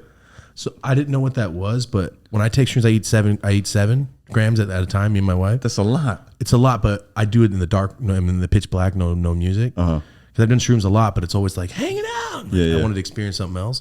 Best thing I ever did in my life. Oh, really? It's fucking scary. But I was like above my house. It's a long story. I was like seeing my body, flying around, talking to people. People like, you experienced this and ego this. I'm like, I don't know what the fuck you're talking about. Yeah. But for weeks after, I was just dwelling on it. Like, when you watch a crazy ass thing, like, damn, I can't stop thinking about that motherfucker. Weeks. Yeah. So I have experienced whatever that is. And it's fucking scary. I've never done that, but it seems like something I would like to do at some point in my life. It's fun. You ever fuck with other psychedelics? LSD, I've done. Oh, okay. I still haven't done it. Twice, I think I did it. How'd you like that compared to shrooms? It's kind of very, very similar. The first time I did it, I kind of fucked it for myself because I also smoked, and you're not supposed to do that unless you want to like go into like hyperdrive and like fuck your brain up in terms of like the thoughts you're thinking, all that. And so I was like catatonic and like don't talk to me anybody for like a while, and then I'll come back out of it and then go back into it kind of thing. And it was too intense. But the second time I did it, I was like, oh, this shit is fire. It's fun. It's just like shrooms. I heard it feels more controllable. Yes, that's what it felt like too. Because you can, it's a what's it called? Made drug. Like so. Yeah, you're man-made. not like, you're not a man-made. Exactly. I couldn't think of that. But you're like, it's constructed by some. What's the word? You know, Constructed man. So it's easier to dose. I mean, I've heard so many good things about it. The only reason was my aunt used to do. Remember the '90s when fucking hippies came back for some reason? My aunt was one of those people, and her friend. They used to do acid all the time. I used to go over her house, swim, and then one day she was just weird. And I found out later she went schizophrenic after a bad fucking acid trip. Yeah, that's crazy. And it scarred me forever. Yeah. It's a good reason to not do it. So I just do mushrooms. And Yeah. shit. Do you ever try DMT? No. Me neither. Never done it. Me neither. There's a good brand of shrooms called Hero Bars. It's like a 10-gram bar made out of chocolate bar. Like a Wonka bar. Yeah, but it's like they have like perfect markings. So like this is like 1 for this, 5 for this, 10 if you take. But like I've had other bars like that before. Like the Boom Bar is good, but the Hero Bar is like. Oh, you don't just dabble. he You knows like his shit. shrooms. Yeah. Yeah, you know the fucking name. Yeah, We don't get a lot of people that fuck with mushrooms. Yeah. and Yeah. Psychedelics. Especially from New York. I don't know. Yeah. It was just like the Hero Bars. The first time I had them was in San Francisco because our friend gave it to us, and I was at this like house party kind of, and like I gave it out to everybody, and everyone was like, "These are amazing." I'm like, "Yeah, they are fucking fantastic." Yo, my mom's been on shrooms for like 8 months. No shit. Every time you have any more shrooms? I'm like, fucking mom. She's going hard, dude. She's just eating mushrooms all the time That's now. awesome. I got to get back on it. I know. I've been so busy, man. I don't have enough time because, like I said, I go fucking hard. I don't have enough time to sit for 8 hours and not look at business shit. And like, I can't What's do your it right normal now. routine with it? Do you like to be alone, or do you like to I be do with it people? socially. I'm not like I haven't done like a crazy trip or anything like that. Yeah, the microdose is fun. I did it recently. Yeah, like a little more than a micro, but not necessarily like anything hyper perceptible. Just not to feel something different. Yeah, right? yeah, like slightly elevated, maybe some like movement on the walls, like and leaves and shit. But beyond that, like nothing crazy. See, that's what I need to get into more. Yeah, Like hell yeah. just a little bit. Because Yeah. I did it one time. I did like 1.5 grams, and it was so fun. It's nice. It's like a buzz. It's a good Yeah, it was buzz. like a buzz. You know, And then I did too much on here one day when during an episode, and I had to fucking cut the episode off. It was I was done. Wall started swimming. Wall started swimming in on me. I couldn't even, like, I kept forgetting like we're filming. Yeah. No, I don't do that often. I haven't done that. It's usually just like a social amount, going out, like fucking around, talking to people, bullshit. My homie makes psilocybin pens. Who does? Like my homie makes psilocybin vape pens. So like a that's couple crazy. hits, or he's Oh, like he's God. like usually about 6 or 7 hits. I'm starting to trip a little bit. That's Like, crazy. That's his DMT ones. That sounds sick. That sounds amazing. Yeah. That sounds dangerous. Yeah, he left some at my house one time for a couple weeks when he went out of town. I'm like, yo, put that shit away in a fucking box in my closet because they will get smoked here. Yeah. Somebody's gonna ruin their day. Yeah. Could you imagine doing a Oh, DMT man. pen at my house and you just hanging out? Mushroom flavor, dopest, man. Fuck. Be done. Yeah. Whole day's gone. I don't even know what DMT does. It's just, it's so hard to explain. And if I haven't done it, I don't really feel like I can even explain it fully. Yeah. I don't know. Let's just say anything mushrooms times 1,000. about it. Oh, okay. Yeah, I'm good. Yeah, I'm good. You ever tried salvia? No. Okay, don't. You're fine. Yeah, No, yeah. It's trash. All right, hold on real quick. Let's do this. Who were you in the 90s? This is a little segment we do. Okay. Just want to get the feel of who's here. All right? And you're very blunt. Oh, exactly. Hey, yo! Exactly, Marty. That was a good time, I guess. You just started with a tongue roll. What the fuck? All right, you ready? Yeah. Who were you in the 90s? I'm just going to ask you a question. You just pick in between. That's it. Okay. And remember, this is you as you said you're born in 86. Yeah. So you're you're like an 8-year-old kid, 10, maybe 12. You know what I mean? So in that state, VH1 or MTV? MTV. Quick as hell. Yeah, That was the quickest answer ever. Yeah. Easily. Of course. Yeah. For sure. VH1 fucking sucked besides behind the music. That's the easy one. Hard one. Adam Sandler or Jim Carrey movies? Jim Carrey, I think. I'm trying to think, but again, like, I don't remember when Waterboy came out. 96. Okay, so then Adam Sandler. Wait, when did Liar Liar come out? 96. Okay, so both. 97, liar. But still. Like I saw, if I had to choose who took the race, it was Jim Carrey because I stayed watching more of his movies. I followed him slightly more than I followed Adam, but I also watched a lot of Adam's movies too, like all the drama stuff that they both tried to do. So I think it's fairly neck and neck right now. I played ball with Sandler, so name drop. Shit. What up, Epic. Adam? Epic. Get the fuck out of here. Because we worked on a movie together. I was on set with Rock, like doing Punch Up with him, and it was the movie they did together. So I met Adam and got to know him a little bit. And so, epic. yeah, That's yeah. his all-time favorite person. Adam's the best. Yeah, of all the nicest time. guy in the world. Yeah. He's a hooper too, right? He's Like, balls. Yeah, At no, my I've age. watched it. He's fucking fairly good, man. He's a like, tank of a man. yeah. No, I stopped playing soccer and went to football because of the Waterboy. It's like turning point in my life, That's actually. incredible. Yeah. It was fucking wild. But I get it. Jim Carrey movies is like The Mask. The dance scene with the cops. It doesn't get more fun than that shit as a kid. Like, yo. he can do I whatever had he the wants. mask on VHS. Yeah, I still do. Yeah. The Yep. big face. Yes, I just sir. bought a sculpture of it, like a toy that that's moves. Stanley Ipkiss, that motherfucker is detailed. It's got wrinkles on his face, and it comes with Milo with the mask on. That's fantastic. Hard as hell. Yeah. All right, so Jim Carrey wins on this one. It's hard because Adam Sandler's my favorite. It's a but tie. It's a tie. let's just say Let's tie. call it tie. That's the first Okay. tie in who were you in the 90s history. Yeah. I think it is. Yeah. Tupac or Biggie Smalls. Biggie. Okay, quick again. Yeah. Is it because he's from New York or just like the music better? Music was better than me. Okay. But that's not to say I was not fucking with Tupac. Of course. I love It's Tupac neck too. and neck, but just one's a little higher. Yeah, Biggie. When for you're sure. in middle school, did you have like All Eyes on Me, Life After Death? Were you listening to that shit? I had Life After Death. I had Biggie's album. And I think we might have had Tupac's album too. My cousin and I would share it, but it was Biggie was more accessible to us. Like I think I just got the Biggie album before that, and your it was parents- also more on MTV. I think Biggie was more on MTV at the time. I don't know. Did they let you listen to shit like that or not so much? At some point, it became kind of uncontrollable what I was doing with music and stuff. You Yeah. know, it was like they're not paying attention constantly, so they didn't like that we would listen to it. But at some point, they Like kind of you and your cousins? yeah. Did you have any brothers or sisters? I had a younger sister. Oh, okay. I have a younger sister. Yeah. Way younger? 4 years. So it's Awesome. a generation. Yeah, that's a whole high school year. So Yeah. I get it. The generation is a high school chunk, I think. Or like 5 years. Yeah, a whole. Is it? Yeah, I think so. Oh, well, damn. Yeah, that's a generation apart. So yeah. All right, so Biggie Smalls. Mm-hmm.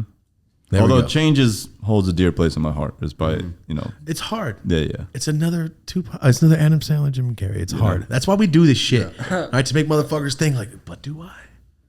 So here we go. Next, this one's always. I feel like we got to change this one up. You know what? No, we were all kids. Full House or Family Matters as a kid.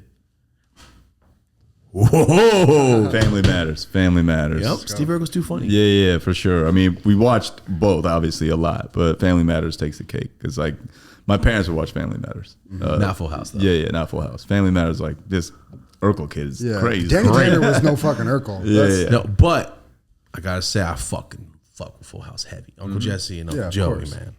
They were funny as hell as kids, man. The funniest line ever I remember is when Joey Gladstone walked in the kitchen and Danny Tanner's got the soap going on his hand, and then Joey Gladstone goes, "That's it, folks. He's officially started washing the soap." Fucking Bob Saget. I love that That's fucking great. I bet you go back, there's a lot of jokes we missed. There's so many adult jokes we Yeah, missed. so many jokes that didn't make any sense. 100%. Yeah, but for me, I gotta go Family Matters. It's one of my favorite shows Yeah, ever. it's great. I loved it. Real quick, one time I'm getting high, just smoking weed, literally just smoking a joint. My friend FaceTimes. I'm like, what's up, man? He goes, hey, I'm with somebody you're going to want to meet. I go, what are you talking about? And he goes, what's up, man? Eddie Winslow. I go, shut the fuck up. I was on my balcony. I'm talking to Eddie Winslow about my favorite episodes for like 10 minutes. It was, I'll hold it for You met Urkel too, right? Yeah, I was at a weed party. I turned around, I'm like, it's Stefan Urkel. Is he good? Was he cool? Fucking cool as shit. He's My gotta be the weed nicest pipe's guy in the name's world. Stefan Urkel. And I Oh, told really? him, and he goes, that's fucking awesome. I'm like, yo, you made my day. I'm going to leave the party now on a high note. George Costanza style, I'm out of here, bro. I could die can't do now. it. Yeah, Yeah, bro. Jaleel White. Jaleel White's tight. Yeah. All right, here we go. Pulp Fiction or Forrest Gump? Forrest Gump. Fuck yeah. Because I was too young to appreciate what the fuck Pulp Fiction was. Oh. Yeah, I'm 13. I'm 10 years old in 1996. That's a good point. That's a good point. But my mom was terrible. I watched it at 5. I was watching all that shit. It was probably sick when you're 5. Like, oh my God. But you had no idea what was going on. I won't go too into detail because you two fucking hate this, but I didn't get a lot of the things. I'm like, basement scene? Yeah, I'm like, what? The spider caught a fly. Yeah. I didn't understand. Well, why has he got a full suit and he was in a box? Yeah. Where's my mom at? Like, I don't know what's happening. Mom, what's the red ball in his mouth mean? Yeah. Dude, for real? That was it. Natural Born Killers. She told me not to watch, and that kind of scared me. Yeah, Natural Born Killers will fuck anybody. Yeah, when Reservoir they popped Dogs. the pharmacist, that scared the shit out of me. Yeah, so Forrest Gump and Forrest Gump was also just on all the time. You know, That's true. it, like once it came out, like I think it was a year or two later, like when it into syndication, it was just on television. It's just such a good fucking good movie. It's such a good movie. Such a good movie. But yeah, it was just a easily digestible. so good. You watch it like over and over, like, man, this is so good. It was We talk about it every episode. Yeah, every episode. Damn near and shit at the end. Yeah. So it's Forrest Gump. Forrest Gump. Maybe bleep out that. Yeah. So I get in trouble again. Sorry, here we go. You ready? It or Chucky? And I'm talking about It with Tim Curry. It. Did you ever watch that as a kid? I'm gonna say neither, but only because I don't think we watched. I think I probably watched it, and I'll probably also watched Chucky, but I was of the age to be like, this shit's corny as hell. Oh, like, you weren't that kid. I was Yeah. fucking scared. I mean, Phobia. I had a phobia. I'm not a real phobia, but like clowns freak me out. Like I don't like. Oh, they do. But that's probably from the movie It. But You should watch it as an adult. It's not like that scary. Tim Curry's just a great fucking actor. oh, okay. He's so funny at the same time. In 2 seconds, like, you scared the fuck out of me. Yeah. Even now. But Chucky, I had a fear of dolls as a kid. Got it. Okay. Yeah. I mean, Chuck. I mean, both of them. Like, just fucking hit him or something. You know, like as a kid, like that's who I was in the '90s. I was like, just Who I was, just fucking hit him. Just hit the fucking Lacoste. Collar. Yeah. Lacoste. Yeah. Take his head off. All right, here we go. I still scared me. He was killing grown adults. This fucking doll. That's what scared the fuck out of me. Here we go. Mario or Donkey Kong? Mario. Good shit. Yeah. We only had one Donkey Kong ever. Yeah. I never really played Donkey Kong. I didn't fuck with it. Jumping over barrels, I'm not I'm with switching it. that to Luigi or some shit. No, we gotta go something. We gotta really. It's got to be Mario or Sonic if you're gonna. There we Yeah, go. You know what? Yeah, yeah. I'm still gonna do Mario. I think it'd be earlier. It was Mario, but then Sonic was just such a better entertainment system. Like the graphics were better. I get so what you. It was for me. I could never do the spin out and go because I was a little kid. And my parents were just on drugs. I'm Yeah, like, yeah. no, who's gonna show me the buttons? So I'm just tapping, and I can never get fully around till I was like 4 or 5. Mr. Roboto. Here we go. McDonald's or Burger King? Ooh, Burger King. As a kid, you're the first Burger King ever. Because we didn't eat a lot of beef growing up. I've had Chicken sandwiches. chicken sandwiches. The long one. Yep. Ooh, that shit was bomb. Yeah, that shit was the best. So It was fucking bomb. and it was I think I had beef like if I was gonna have beef, it would be at Burger King, and I would have I had the Whopper a few times, but the chicken like by then we were ingrained to go to Burger King, and everything about the Burger King was just better. Like chicken, Yeah. I liked the chicken sandwich better, and Target or Walmart, same shit. yeah, Like they're okay. yeah, One's just cleaner. Everyone's taking Target in that I think question. Yeah, Burger King is Target to me. It's like, oh, it's better. Yeah. It's almost the same. It's the same thing, but just slightly better. It's better. Yeah, Tweaked. No one's like, I can't wait to spend my day at Walmart. you know, Exactly. Like, whatever. yo, let's go to Target, get some shit real quick. Like, I might get a desk. Yeah, it's there's something odd going on about Target for sure. Like they've definitely figured out something about it's like weird ASMR shit they got going on. So they because my wife is like, we'll go to. I love Target and just like looking. Every girl I know. Does. Everyone loves Target, and then like my cousin, he's like, I sometimes just go to Target and just like browse shit, bro. I'm like, I wish I had the time to go do some browsing. I'm just like, That's what? tight. He's like, I'm like, and then he's like, me too, bro. I'm like, our cousin-in-law, like, I was like, whoa, something's going on. They're pumping some shit in the air at Target where it's like, there's something's going on in Target. But Burger King probably doing the same shit. Burger King is just, and I like their fries better too. Burger King fries are the shit. Yeah. Long ass chicken sandwich. I play a fun game in every store, which is see how high you can get and then go in and see how quickly you can find this obscure shit. Bro, that's just People's my asking daily for you. life, Get the I fuck think. out. At Target? Yeah. Oh. No, in any store, I think. Marty has 3 children, so Marty does not get high all the time. Oh, I got so it. when he Yeah, you can, Marty, before you walked in, he goes, last night I was in the shower, I hit 2 of the pens, almost fucking passed out, set the fire alarms off. Are the kids with the sitters or something? Yeah, No, I because was they're just- downstairs and he's up yeah. in his bathroom. Oh, got He's it. like, I Got it. gotta sneak my was- fucking hits. I did a double blinker yesterday, not even thinking. It was just casual. I'm just like, what the? 2 of them. Double blinker. Almost fucking Passed. died. Double blinker. What is that? Once you hit it for so long, it'll turn off and it starts blinking. Oh, that's so It's just funny. a ridiculous ass Yeah. thing. Got it. It's just got all it. vape pens. They'll turn off at a certain point. Yeah, yeah. It's just a thing. Fuck Telemundo. That's all I'll say. I did a thing for them about blinkers and how kids shouldn't smoke unregulated carts. And I don't speak Spanish. And these fools mutilated me and had me think I was a drug dealer telling kids they should go smoke fucking black They tar, chopped bro. it up. They chopped my words up to Why? make it, and they only used me coughing. It was a PSA. It was a fucking piece on TV with me. They shot it like a commercial. Oh, that's so. It was funny. it was like propaganda, and I called the bitch after and texted her, and I was so upset. I was Should so you upset. sue them? No, I don't give a fuck. I would sue the pissed shit out. me off. I would sue the shit out. But I of agreed Telemundo. to it. They just chopped up my words Oh. like a fucking ransom note. They used your just likeness. They did. They're They fucking did. shit. Fucking assholes. My grandma saw it. Shit. Here we go. Michael Jackson or Michael Jordan? Jordan, Yeah. of course. Although not to sleep on the fact I was a big Michael Jackson fan. This is like all very close seconds. But Jordan, I wasn't wearing Michael Jackson shoes. You know, That's a true statement. it was just like But I also wasn't singing fucking basketball moves and Yeah, shit yeah, on the yeah. bus. I don't want to brag, but Michael Jackson died on my birthday. Oh my God, Marty. So did Aaliyah. Don't want to. Jesus Christ. I don't want to brag, but you know, influential people have been dead on my birthday before. It's probably more. I know, right? Every year you live is because one of them died, man. their souls got absorbed. Now Your you got- soul's got absorbed. Is that what Yeah, you're no. saying? Fuck. You took on the power. That's why you can dance. Yeah. Oh, that is why It I just can started, dance so too, great. recently. Yeah. And that's why you can date black dudes way older than you. Oh shit. That's Aaliyah, why. rock the boat, Marty. Rock the boat, Marty. I had fucked up. I'm Aaliyah sorry. pants on the other day. I was very Nobody in excited. the world considers cargo pants just Aaliyah. Those are pants. Aaliyah pants. Are they camouflage?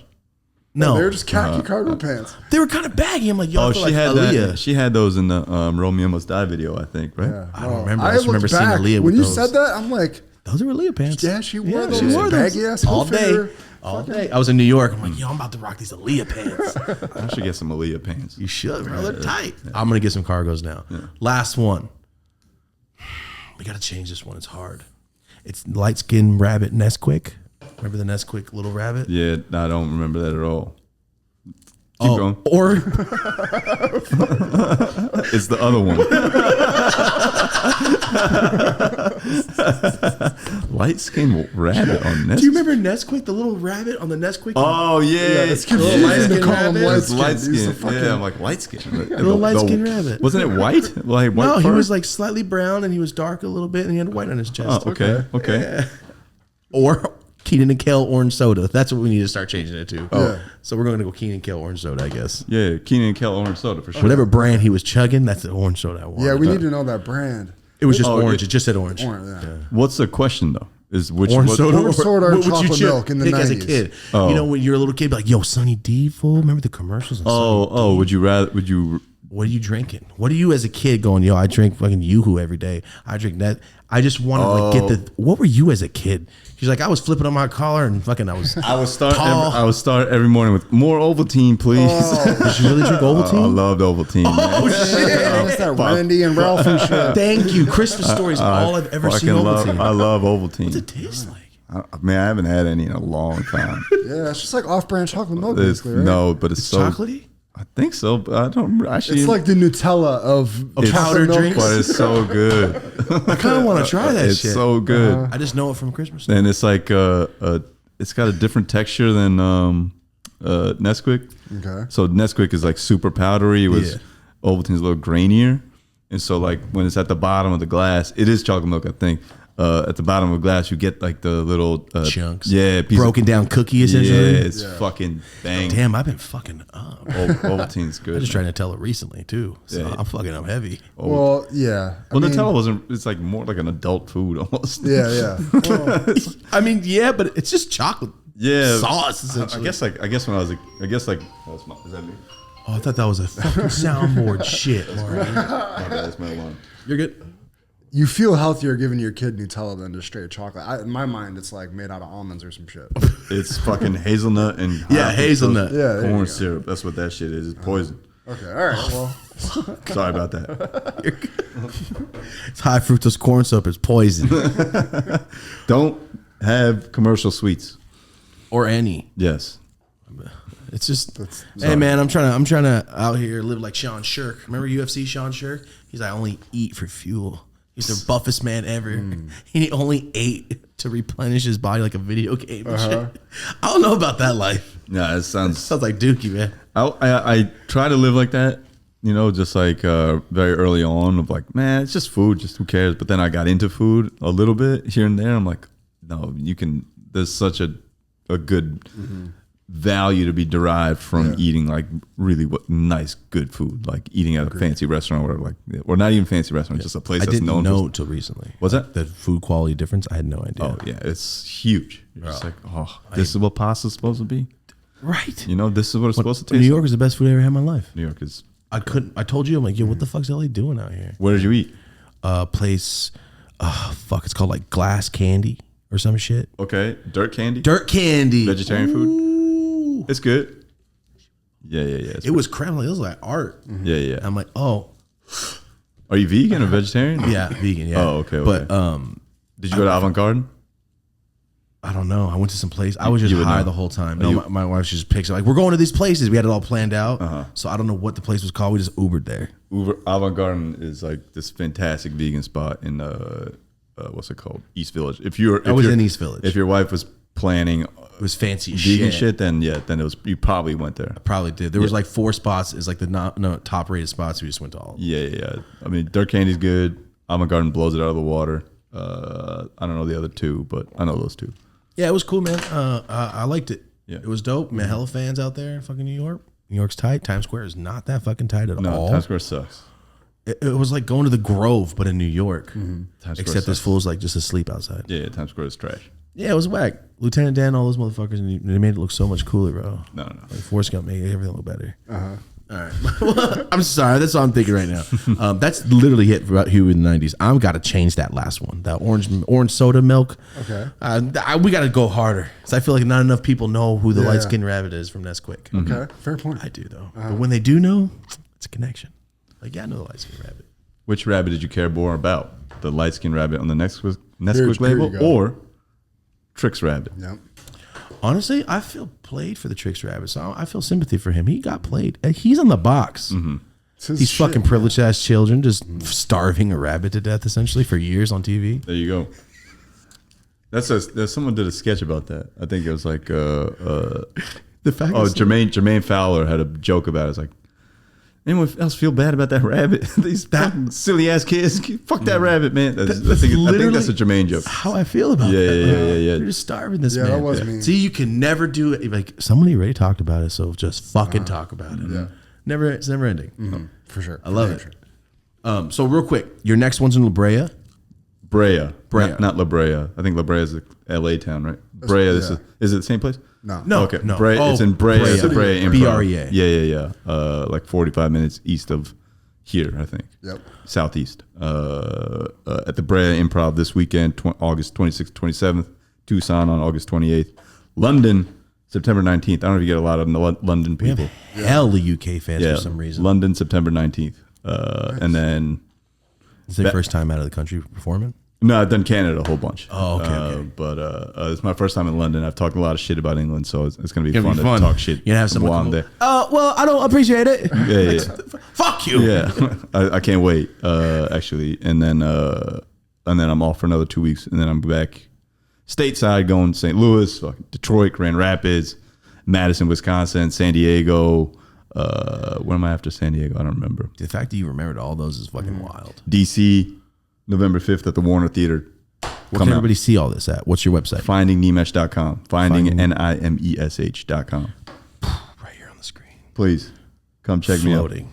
Right there. Social medias. Finding Nimesh, at Finding Nimesh on everything. On everything? Yes, sir. All right. I just wanted to make sure we got that out of the way. Thank you. Also, for everyone out there, because I know a lot of you motherfuckers are on the internet, just go, my suggestion, just go on this fool's TikTok and just give yourself about 15 minutes and have fun. That's how you started going up. That's how I found you. That's how I, like I said, with the booking agent told me, go fucking run it. Like, yes. Never say that. This is, I know, I never said, like, yeah, run that shit because I know I obviously never met you. I've seen what I've seen. I'm ready to, you know what I mean? Like, Thank you, as a man. fan, Thank I'm you. ready to watch. So I hope you guys can go out there and watch. This is more of a, I just want to get to know people, and say someone's right here. I'm like, I've never seen your stand up. This guy was nice. He was cool. He's chill. And go watch. Like, oh, that's a new fan, man. As long as there's one new motherfucker watching your shit and going, hey, I like it. That's all that matters. That's all you need. That's all you need. Thank you, man. No, appreciate you. Cheers, Miller time. Miller time. Appreciate you guys, Marty. Thank you, guys. This was fun. I love having New Yorkers on the show. Love having New Yorkers. Salute. Appreciate you guys. I'm short. So Thank you. it's all fucking people. It's okay. I'm gonna grow soon. Guys, thank you so much for being here. This has been the Dope as Usual podcast. As we're here to talk about life, drugs, problems, accomplishments, and everything in between. Have a dope ass day. I am pretty fucking high off those 2 joints.